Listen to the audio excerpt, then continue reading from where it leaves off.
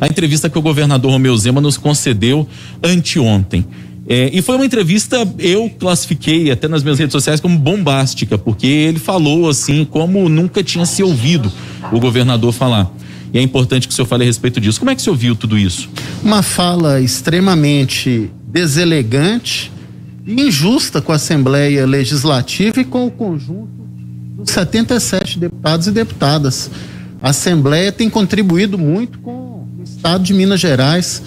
Já desde 2019, aprovou a reforma administrativa que o governo enviou, autorizou a antecipação de recebíveis do Nióbio para que Minas Gerais colocasse o pagamento dos servidores em dia, o que o Estado não fez.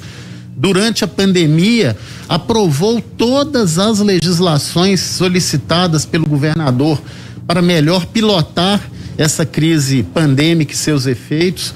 Mesmo com o nosso voto contrário, a reforma da Previdência Estadual foi aprovada. Aprovamos esse ano o Recomeça Minas, o auxílio emergencial para 1 milhão de famílias, e estamos prestes a votar o acordo da Vale, do qual a Assembleia sequer participou. Então, mais uma vez o governador desqualifica a Assembleia. Isso não é bom para a relação institucional, não é bom para a democracia, mas eu acho que o mais importante é a Assembleia seguir seu rumo, seguir fazendo o seu trabalho. Quem vai julgar a qualidade do governo e da Assembleia são os eleitores ano que vem. E essa foi a primeira vez que o governador deixou muito claro que a relação não era uma relação boa. Do ponto de vista do senhor, ainda aqui de oposição, como que essa má relação, essa falta de diálogo prejudica a população, prejudica os mineiros? Olha, na medida que o governador não estabelece uma relação contínua, estável com a Assembleia Legislativa, muitos de seus projetos podem ser atrasados do ponto de vista da tramitação, porque ele tem dificuldade em constituir uma base mais sólida de apoio. E muitas vezes a discussão vai para um campo que não diz respeito ao interesse público. Nós temos que discutir agora a vacina, como garantir que a FUNED, a UFMG possam ter um protagonismo grande na produção de vacina, como nós podemos criar uma rede de proteção social mais robusta para combater os efeitos sociais e econômicos da pandemia. Uma fala dessa, como o governador fez, só estimula a própria fofoquinha que ele falou. Ouvi de alguns deputados que temem até que essa fala do governador possa gerar, por exemplo, um pedido de impeachment dele na Assembleia Legislativa. Como líder da oposição, o que o senhor diz a respeito disso? O senhor ouviu alguma conversa nesse sentido? O senhor acha que existe essa possibilidade a partir daquilo que o governador falou aqui na entrevista? Não, como forma de descontentamento ou retaliação, não, porque a Assembleia tem responsabilidade, o governador foi eleito. Agora, nós temos uma CPI que começa os seus trabalhos agora, CPI da CEMIG, e obviamente nós vamos aguardar os desdobramentos da CPI da CEMIG para as providências que toda uma comissão parlamentar de inquérito toma. Mas nós temos que ter muita tranquilidade, Rodrigo, nesse momento. Nós da oposição discordamos frontalmente do tom, dos termos, né?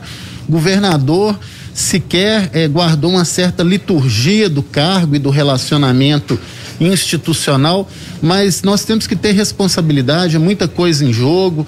Nós estamos num processo de busca de recuperação econômica e social do país, no meio de uma pandemia.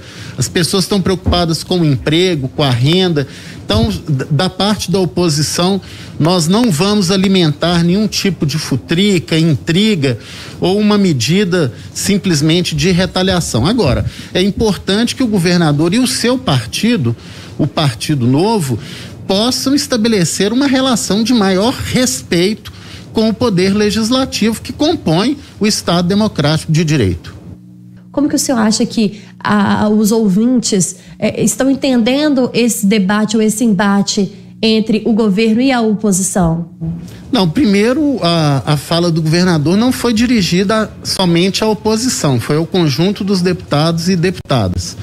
A reação da Assembleia não partiu só da oposição, pelo contrário, a fala mais contundente foi do líder de governo, que pediu perdão a todos os deputados e deputadas. Nós temos discordâncias políticas em relação à conduta do governador. Nós achamos que ele foi submisso a um comando inoperante da pandemia pelo governo Bolsonaro. Ele foi omisso. Ele poderia ter resgatado e garantido o maior protagonismo da FUNED na produção de vacinas em Minas. Nós discordamos dessa linha ultraliberal de venda do patrimônio público, de sucateamento, de enfraquecimento das nossas estatais, principalmente a CEMIG. Nós achamos um governo absolutamente tímido na questão social. Então nós temos discordâncias políticas, né? Quem está buscando desqualificar o trabalho da Assembleia é o próprio governador, mas a nossa reação, inclusive, foi muito serena, madura. Nós votamos por unanimidade a lei de diretrizes orçamentárias.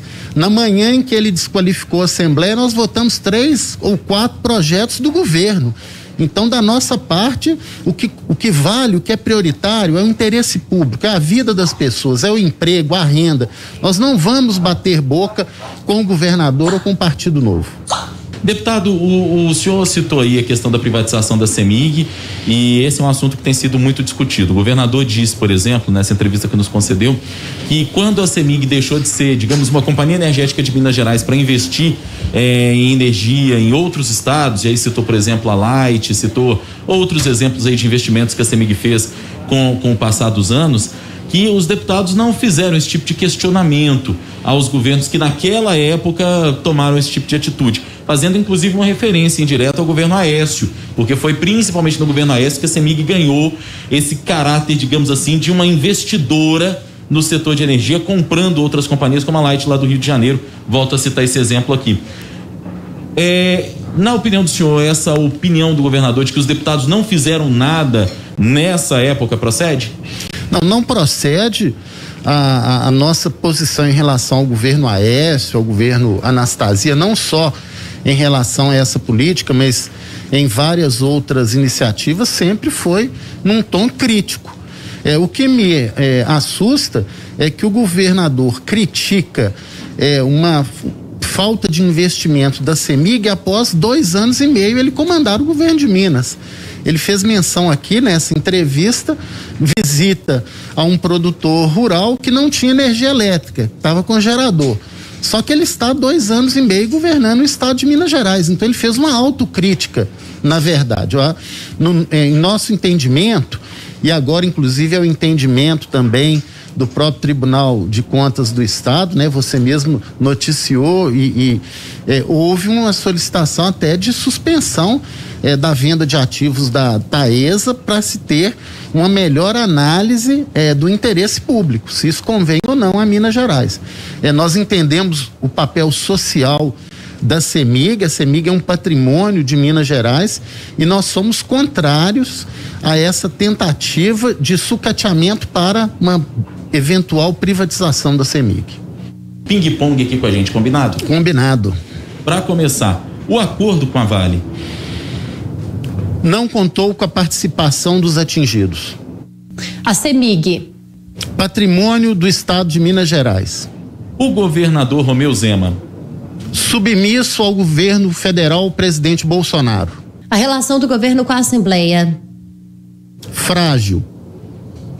As CPIs. Importantes no papel de fiscalização da Assembleia. O presidente Jair Bolsonaro. Sem humanidade.